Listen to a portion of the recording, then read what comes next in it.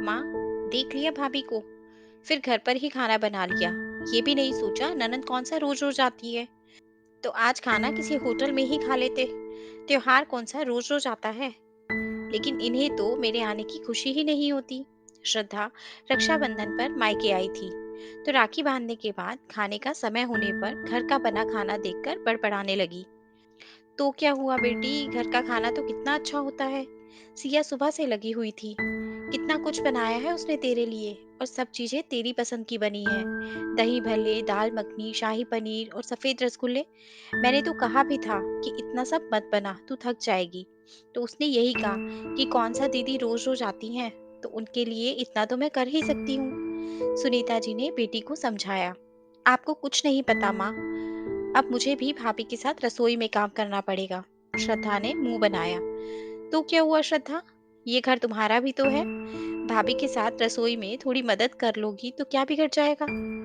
वैसे भी बहन होने के नाते तुम्हें भी समझना चाहिए कि तुम्हारे भाई का हाथ थोड़ा हल्का है। फिर भी वो दोनों तुम्हारे मान सम्मान में कोई कमी नहीं रखते। तुम जब भी मायके आती हो, सिया को बात बात में सुनाने से नहीं चूकती कि ये घर तुम्हारा भी है। तो फिर अपने घर में काम करने में कैसी परेशानी, और अपने घर की हालत भी तुम्हें पता होनी चाहिए। श्रद्धा, हमारे जमाने में तो होटल से खाने का कोई रिवाज नहीं था। यहाँ तक कि हमारी नंदे बिना बताए आ जाती थी, क्योंकि उन दिनों तो मोबाइल भी नहीं होते थे। और कुछ भी समय हो रहा हो, हम खाना घर पर ही बनाते थे। होटल से मंगाने का कोई रिवाज नहीं होता था। और तुम्हारी बुआ भी आते ही हमारे साथ रसोई में लग जाती थी।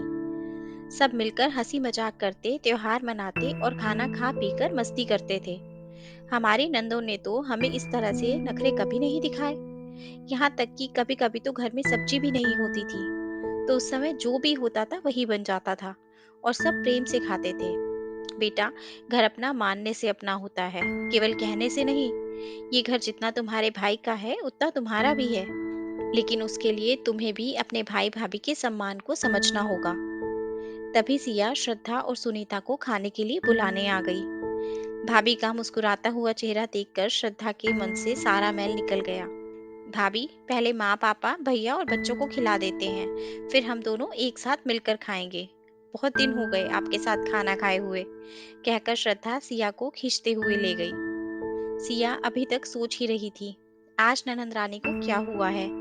सच में, ये रक्षाबंधन तो उनके रिश्ते में नई मजबूती लेकर आया था।